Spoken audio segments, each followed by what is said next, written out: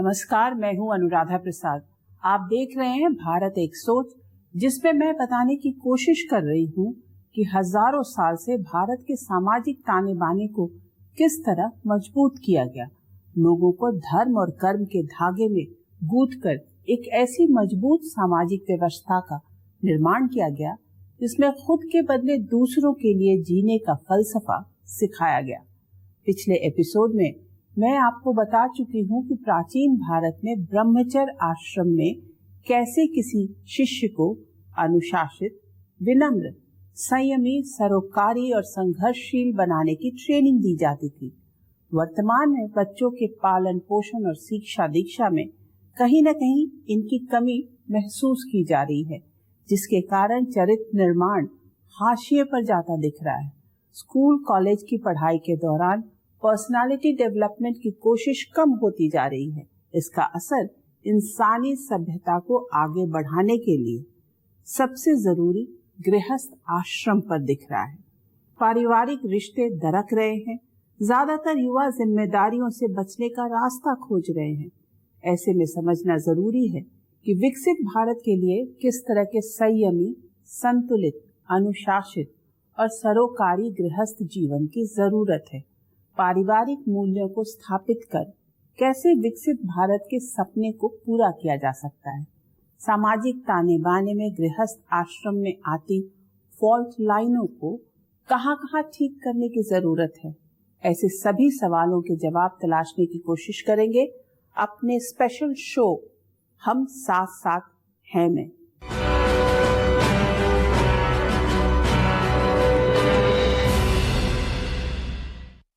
अब आपके जहन में ये बात आ रही होगी कि कहाँ ब्रह्मचर्य और गृहस्थ आश्रम की बात करते करते मैंने कार्यक्रम का नाम रख दिया हम साथ साथ हैं, जबकि नाम तो द परफेक्ट फैमिली मैन भी हो सकता था, गृहस्थ आश्रम का कर्मपथ भी हो सकता था, गृहस्थ जीवन का गणित शास्त्र या गृहस्थ आश्रम का समाज शास्त्र भी हो सकता था।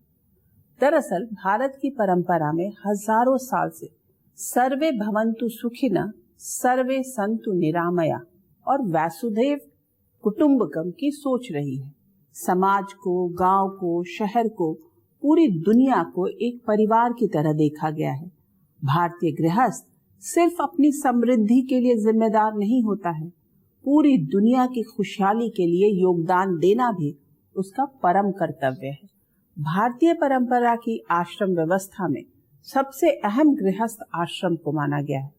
कोई भी युवा शिक्षा दीक्षा हासिल करके सबसे पहले अपने लिए रोजगार खोजता है, फिर विवाह करता है और परिवार के साथ साथ सामाजिक जिम्मेदारियों को भी निभाता है। ऐसे में सबसे पहले समझते हैं भारतीय परंपरा में गृहस्थ का मतलब क्या है।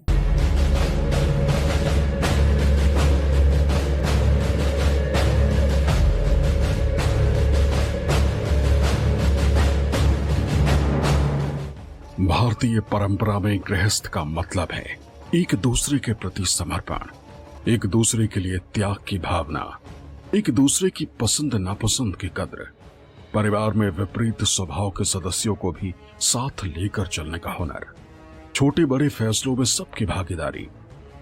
वैदिक परंपरा में गृहस्थ आश्रम की शुरुआत विवाह संस्कार से शुरू होती। विवाह वो संस्कार है जो स्त्री और पुरुष को साथ लाता है, दो परिवारों का मिलन कराता है, दो परंपराओं का संगम कराता है। धरती पर स्त्री पुरुष मिलकर एक नई दुनिया का सृजन करते हैं। यही रिश्ता सृष्टि को आगे बढ़ाने का आधार बनता है। ब्रह्मचर्य आश्रम में युवा जो कुछ सीखता है उसका इस्तेमाल गृहस्थ आश्रम में होता है। एक गृहस्थ के मूल में पूरी सृष्टि के पालन का भाव रहता है, जिसका पहली प्रयोगशाला परिवार है।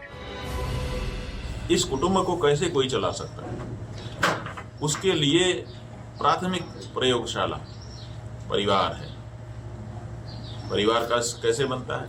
वो विवाह नाम के संस्कार से बनता है। तो जब कोई विवाहित होता है तो फिर वो अपने पूरे कुटुंब के पालन के लिए जिम्मेदार हो जाता है और फिर सबको लेकर के चलने की उसके अंदर कला विकसित होने लग जाती है। तो जो पहली शिक्षा है वो हमको गृहस्थ आश्रम में मिलती है, जहाँ पर हम विविध विचारधारा वाले लोगों को, विविध तरह की परिस्थिति वाले लोगों को, उसमें बच्चे हैं, उसमें बूढ़े हैं, उसमें जवान हैं, उसमें स्त्री है, उसमें पुरुष हैं, उसमें पढ़े लिखे हैं, उसमें मूर्ख हैं, सब एक परिवार में होते हैं।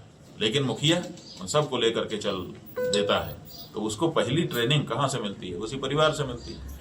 अगर यही ट्रेनिंग परिवारों में हमको मिलती रहे तो स्वाभाविक है कि अगर हमको मौका मिलेगा देश के स्तर पर या विश्व के स्तर पर, हम वही जो सीखा है हमने पहली कक्षा में अपने स्वयं के परिवार में, उसी को हम लागू कर देंगे, पूरा विश्व हमारा कुटुंब हो जाएगा। तो पूरे विश्व को एक कुटुंब बनाना, पूरे विश्व को एकजुट कर देना, इसकी पहली शिक्षाशाला हमारा भारत का गृहस्थ आश्रम, सनातन धर्म का गृहस्थ आश्रम है।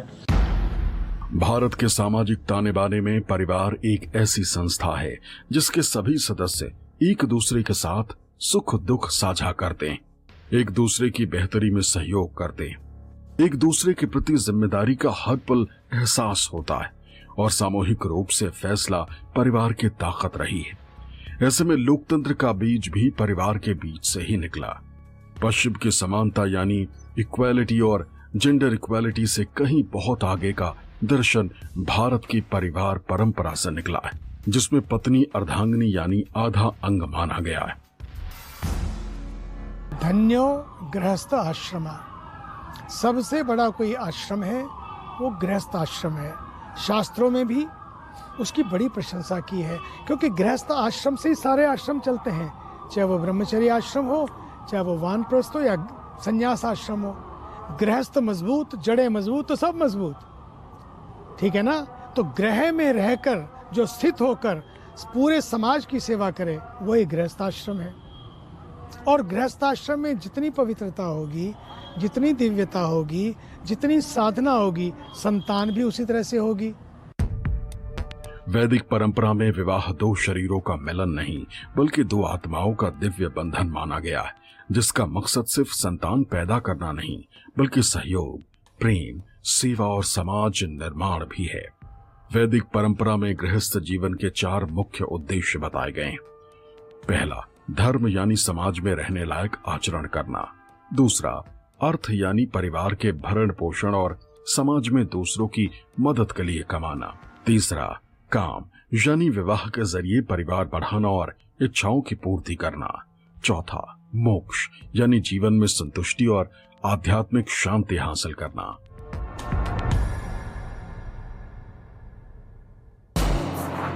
भारत के सामाजिक ताने बाने में पति पत्नी सबको धर्म कर्म के बंधन में बांधा गया है। सबके लिए अधिकार और कर्तव्य की लक्ष्मण रेखा खींची गई है, जिसके नियम कायदों के दायरे में रहते हुए परिवार और समाज आगे बढ़ सके, जिसमें रहते हुए इंसान की तरक्की की खिड़की दरवाजे खुलते रहें। गृहस्थ आश्रम में इंसान एक से अनेक बनने की प्रक्रिया में आगे बढ़ता है। यजुर्वेद के मुताबिक धर्म, अर्थ और काम का प्रत्यक्ष संबंध गृहस्थ आश्रम से है, जो नियमों से बंधे होते हैं। गृहस्थ जीवन सिर्फ पति पत्नी के बीच का संबंध नहीं, बल्कि सृष्टि और समाज को आगे बढ़ाने का पवित्र रिश्ता है, जिसकी बुनियाद एक दूसरे के प्रति सम्मान और भरोसे पर टिकी होती है। एक दूसरे के प्रति समर्पण और जिम्मेदारियों को ईमानदारी से निभाने का भाव होता है। ब्रह्मचर्य आश्रम में रहते जो भी शिक्षा दीक्षा होती है, उसकी परीक्षा गृहस्थ आश्रम में ही होती है। इसलिए गृहस्थ आश्रम को ब्रह्मचर्य, वानप्रस्थ और संन्यास से श्रेष्ठ माना जाता है, क्योंकि इसी आश्रम में रहते हुए इंसान कमाई करता है, क्योंकि न तो ब्रह्मचारी कमाता है, न वानप्रस्थी और न ही सन्यासी। एक तरह से तीनों आश्रमों को चलाने की जिम्मेदारी गृहस्थ उठाता है। एक जिम्मेदार, कामयाब और संतुलित गृहस्थ की कामयाबी में ही समाज और इंसानी सभ्यता की बेहतरी देखी गई है।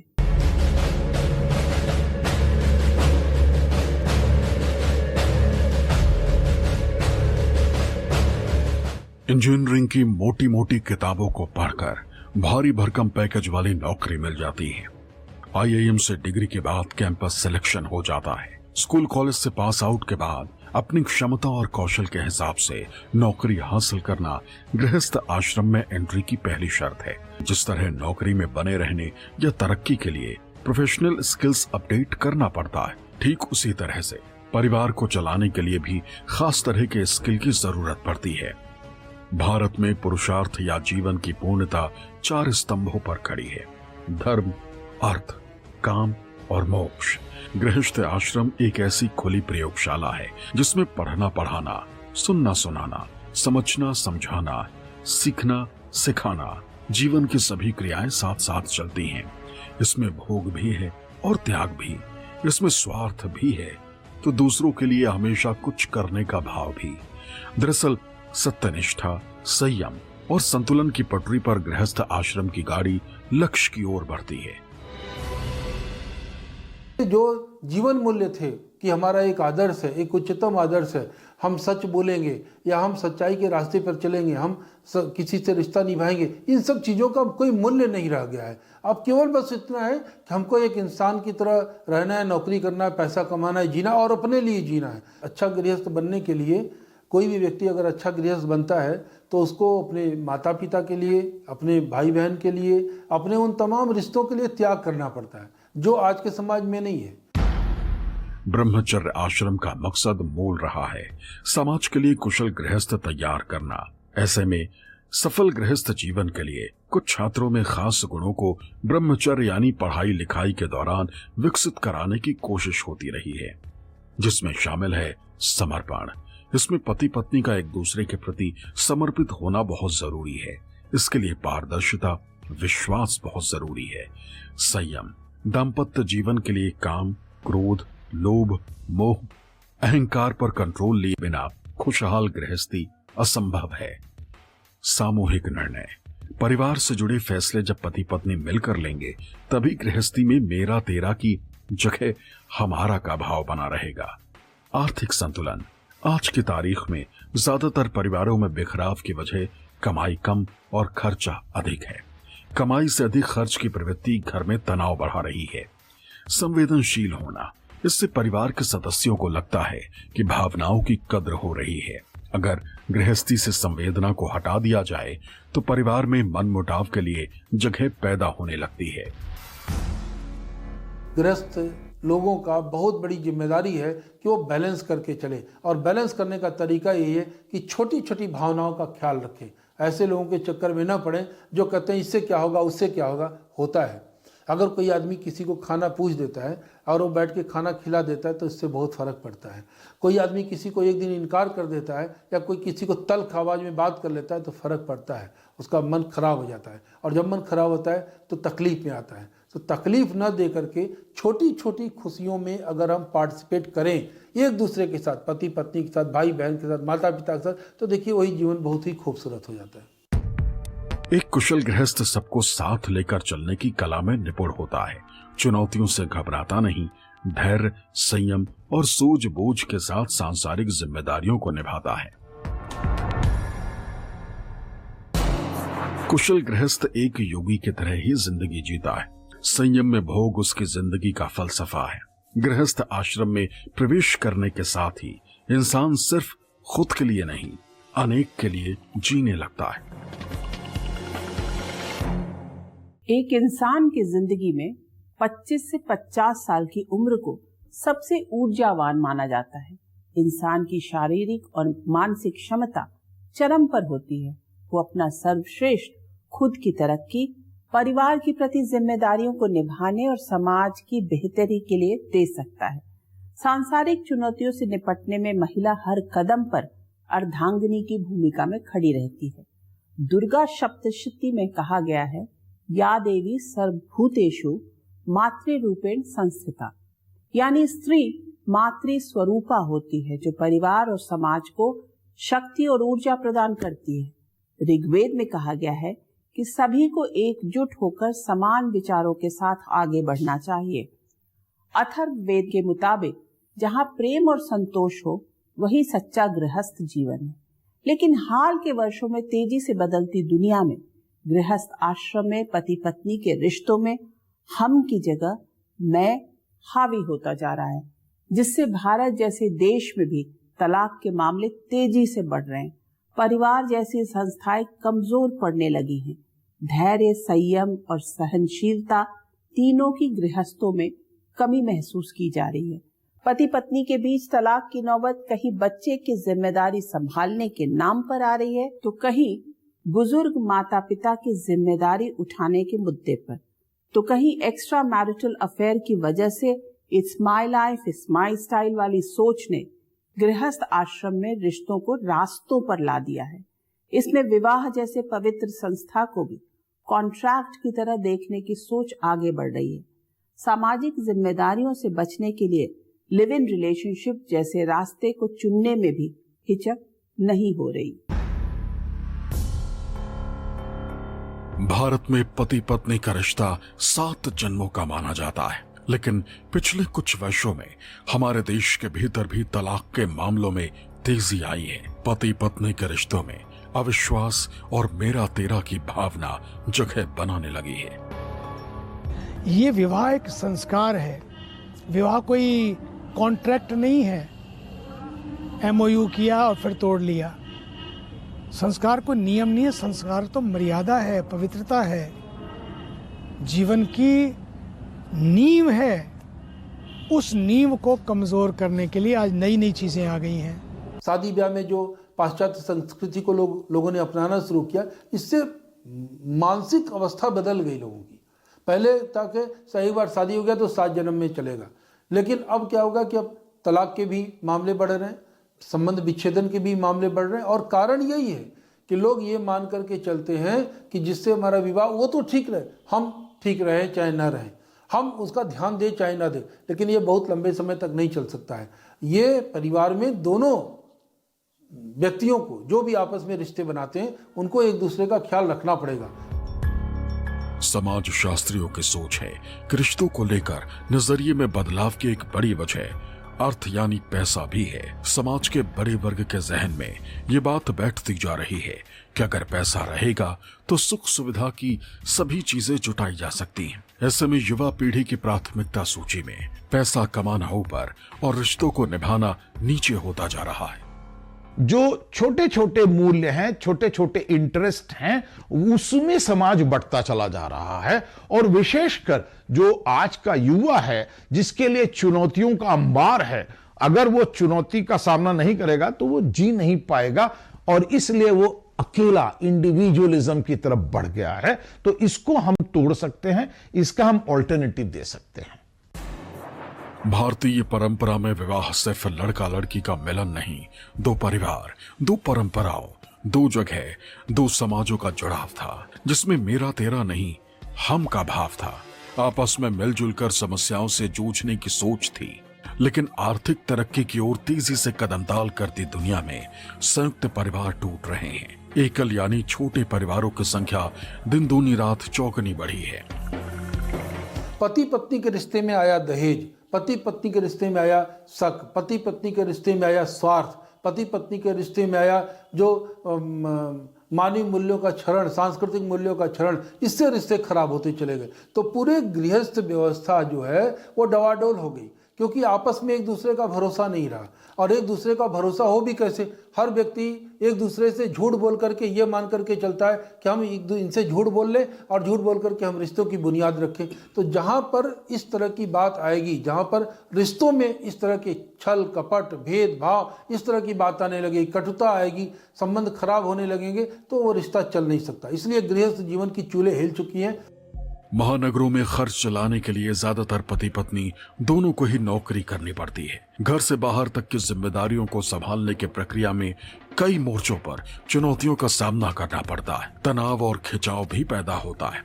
ऐसे में मेरा तेरा, अविश्वास और संवेदनहीनता जैसी कई चीजें वक्त के साथ पति पत्नी के रिश्तों में जगह बनाने लगती हैं, जिसकी अति तलाक तक पहुंच जाती है। दुनिया के दूसरे देशों की तुलना में भारत में अभी तलाक के मामले बहुत कम हैं, लेकिन हाल के वर्षों में खासकर तलाक के मामले तेजी से बढ़े हैं। इसमें पढ़े लिखे युवाओं में एक सोच ये भी काम कर रही है कि जिंदगी ना मिलेगी दोबारा, यानी अपनी खुशी के लिए जो करना पड़े करने में क्या हर्ज है। इसमें मेरी खुशी, मेरा सुख, मेरा रुतबा, मेरा पैसा, मेरी मर्जी इतना हावी होता जा रहा है कि हम वाली सोच और संस्कृति किनारे लग चुकी है। ऐसे में पारिवारिक और सामाजिक रिश्तों में दूसरों की भावनाओं की कद्र के लिए जगह दिनों दिन कम होती जा रही है। जिस दिन भारत के संविधान में भारत के 2 नाम रख दिए गए, किसी भी व्यक्ति के 2 नाम नहीं होते हैं। आप पूरे संसार में चले जाइए, आप बताइए किस देश के 2 नाम, केवल आपका 2 नाम। उसी दिन से ये इसकी नींव पड़ गई। भारत इंडिया बन गया, इंडिया भारत बन गया, और इसका परिणाम क्या हुआ? मनमानापन आ गया। अब जब आप इंडिया कहने लग गए और इंडिया के अनुसार व्यवहार होने लगा, तो फिर पाश्चात्य संस्कृति भी, क्योंकि शब्द आपने पाश्चात्य का लिया तो अर्थ भी पाश्चात्य आने लगा। अब पाश्चात्य की संस्कृति आपके यहाँ आने लग गई, तो स्वाभाविक है ये लिव इन रिलेशनशिप आएगी, और भी समलैंगिकता आएगी, और इसी तरह के दूसरे जो पाश्चात्य संस्कृति के गुण दोष हैं वो सब यहाँ पे आएंगे, और हमारे यहाँ का जो संस्कार था वो तिरोहित होता चला जाएगा। ये हो रहा है। पश्चिमी देशों के सामाजिक ताने बाने में आते बदलावों की हवा तेजी से भारत तक पहुंच रही है, जिसका साइड इफेक्ट ये है कि देश की एक बड़ी युवा आबादी में रिश्तों को बोझ की तरह देखने की प्रवृत्ति तेजी से बढ़ रही है। एक स्टडी के मुताबिक साल 2021 से 22 के बीच सबसे अधिक 25 से 34 साल के लोगों ने तलाक लिए। इसके बाद तलाक लेने वालों में 18 साल से लेकर 24 साल के बीच का नंबर है। भारत में सबसे अधिक तलाक के मामले महाराष्ट्र से आए, दूसरे नंबर पर कर्नाटक है। परिवार जैसी पवित्र संस्थाओं के टूटने या कमजोर होने का सबसे बुरा असर बच्चों पर पड़ता है। बच्चे उन्हीं संस्कारों के साथ समाज में अपनी भूमिका निभाते हैं जैसा उन्होंने परिवार में देखा या सीखा है। ऐसे में एक मर्यादित और संयमित गृहस्थ न सिर्फ देश के लिए एक योग्य नागरिक पैदा करता है, बल्कि देश और दुनिया की खुशहाली में भी अपना गिलहरी योगदान देता है। गृहस्थ की कामयाबी में ही समाज की तरक्की है। एक गृहस्थ समाज ही नई पीढ़ी को जन्म देता है, उसका पालन पोषण करता है, शिक्षित यानी योग्य गृहस्थ बनाता है। इसी तरह कुशल गृहस्थ वानप्रस्थ आश्रम और संन्यास आश्रम को चलाने में योगदान देता है। परिवार की जिम्मेदारियां संभालने के लिए कमाता है। कमाई का कोई भी जरिया हो सकता है, खेती, व्यवसाय या नौकरी। मतलब अर्थव्यवस्था की चाक से सामाजिक व्यवस्था चलाने में गृहस्थ अहम भूमिका निभाता है। शिक्षा के साथ दीक्षा देना संस्कारों की, ताकि जीवन में जब कोई भूचाल आए तब वो अपने आप को मजबूती से खड़ा रख सके। Things may go up and down, but then the family will not go up and down. अच्छी फैमिली, अच्छा परिवार, संस्कार युक्त परिवार समाज के लिए वरदान है। अगर वो वरदान जो समाज के लिए है, केवल एक परिवार नहीं, सारा समाज अलग अलग परिवार के रूप में, इकाई के रूप में खड़ा होकर पूरे राष्ट्र का निर्माण करता है। इसलिए हर एक परिवार में संस्कारों का होना बहुत जरूरी है। गृहस्थ इकलौता ऐसा है जो सिर्फ इंसान ही नहीं, पशु पक्षी के रहने से लेकर खाने पीने तक का इंतजाम करता है। अपने कमाए धन से समाज के दूसरे लोगों की सहायता का आधार बनता है। प्राचीन काल में भी राजा महाराजा और धनी लोग अतिथिशाला, धर्मशाला और मंदिर बनवाते थे, तालाब और कुआं खुदवाते थे। बच्चों को शिक्षित करने के लिए स्कूल खोले जाते थे। बेहतर और खुशहाल समाज के निर्माण कार्य में सभी गृहस्थों के लिए पंच महायज्ञ जैसे विचार आगे किए गए। इसमें पहला स्वाध्याय है, दूसरा माता पिता और बुजुर्गों की सेवा है, तीसरा वातावरण की शुद्धि के लिए दैनिक अग्निहोम है, चौथा बलि वैश्य देव यानी पशु पक्षी, कीट पतंगा सभी प्राणियों का पालन, और अंतिम महायज्ञ परिचित अपरिचित का अतिथि सत्कार। ये एक ऐसा समृद्ध दर्शन है जो दुनिया से जुड़ने और जोड़ने का आधार बन जाता है। ये आज के ग्लोबलाइजेशन के विचार से बहुत आगे का विचार रहा है। कि ये जो आप कहते हैं कि ये नया जमाना है जिसमें ग्लोबलाइजेशन है, ये ग्लोबलाइजेशन नया नहीं है, ये तो हमारे यहाँ पहले से रहा है। वसुधैव कुटुंबकम, ये शब्द हमारे मुंह से कैसे निकला? अगर ग्लोबलाइजेशन की भावना हमारी नहीं थी तो पूरी वसुधा को हमने अपना परिवार, कुटुंब समझ लिया। ये कैसे संभव था ग्लोबलाइजेशन के बिना? आज ग्लोबलाइजेशन जिसको आप कह रहे हो, असल में वो संचार क्रांति है। संचार क्रांति में आप यहाँ की बात वहाँ, वहाँ की बात यहाँ तुरंत पहुँचा सकते हो, वहाँ के दृश्य यहाँ, यहाँ के दृश्य वहाँ तुरंत पहुँचा सकते हो। इतने मात्र से ग्लोबलाइजेशन हो जाएगा। ग्लोबलाइजेशन का मतलब है कि जब पूरा विश्व एक परिवार होगा। भारत की गृहस्थ परंपरा सबको कमाने और दूसरों के लिए त्याग की राह दिखाती है। भारत में इन दिनों वेल्थ क्रिएटर्स की बात बहुत जोर शोर से हो रही है।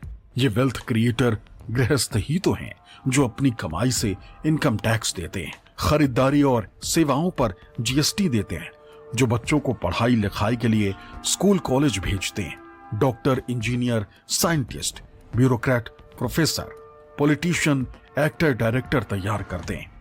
2047 तक भारत को विकसित देशों की कतार में खड़ा करने का टारगेट रखा गया है। ऐसे में आर्थिक समृद्धि के साथ साथ परिवार में खुशहाली भी जरूरी है, जो बिना रिश्तों को सींचे संभव नहीं है। किसी भी गृहस्थ की कामयाबी उसके त्याग, समर्पण, सरोकार, आचरण और सेवा भाव पर टिकी होती है। वो जितेंद्रिय होता है जो दूसरों के लिए अपने सुख के त्याग के लिए हमेशा आगे बढ़ता है। ऐसे में विकसित भारत के लिए, खुशहाल समाज के लिए पारिवारिक रिश्तों के ताने बाने में वक्त के साथ गुजरती फॉल्ट लाइनों को ठीक करना जरूरी है। कहा जाता है कि गृहस्थ आश्रम में रहना किले के भीतर रहने जैसा है, जिसमें इंसान को सहयोग और सुरक्षा दोनों मिलते हैं। तो परिवार के सदस्यों के बीच तालमेल भी बिठाना पड़ता है। विरोधी स्वभाव वाले को संयम, धैर्य और सौहार्द के साथ लेकर आगे बढ़ना पड़ता है। भारतीय परंपरा में भगवान शिव को शक्ति और समरसता का देवता माना गया है। शिव परिवार में विरोधी स्वभाव के सदस्य भी एक साथ रहते हैं। बगल में पत्नी पार्वती, जिनका वाहन बाघ है, भोले शंकर के गले में नाग है और वो नंदी की सवारी करते हैं। इसी तरह गणेश की सवारी चूहा है तो कार्तिकेय का वाहन मोर है। शिव संदेश देते हैं कि परिवार में विरोधी स्वभाव वालों को किस तरह से साथ मिलकर चला जा सकता है। गृहस्थ जीवन की कामयाबी के लिए मैं को किनारे कर हम के लिए जीना पड़ता है। कदम कदम पर त्याग करना पड़ता है। सफल गृहस्थ अर्थ और काम के बीच रहते हुए संयम के साथ सन्यासी जैसा जीवन जीता है।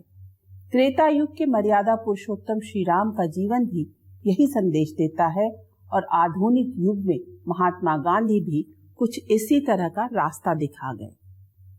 आज की पीढ़ी को समझना होगा कि भारतीय परंपरा में धर्म का असली मतलब है पूरी शिद्दत के साथ अपना कर्म करना, रिश्तों को ईमानदारी और धैर्य के साथ सींचना, एक दूसरे के प्रति सम्मान और बोली में संयम रखना, कर्म में पवित्रता के जरिए अर्थ अर्जित करना हर गृहस्थ का धर्म है, क्योंकि अर्थ बिना सब व्यर्थ है। अर्थोपार्जन परिवार के लिए ही नहीं, समाज के लिए, देश के लिए होना चाहिए, न कि सिर्फ और सिर्फ खुद के भौतिक शरीर की सुख सुविधा और भोग विलास के लिए। आज के इस एपिसोड में बस इतना ही। आपसे फिर मुलाकात होगी किसी ऐसे मुद्दे के साथ जिसे जानना और समझना हम सबके लिए जरूरी होगा। तब तक के लिए मुझे दीजिए इजाजत। निष्पक्ष खबरों के लिए आप देखते रहिए न्यूज़ 24। नमस्कार।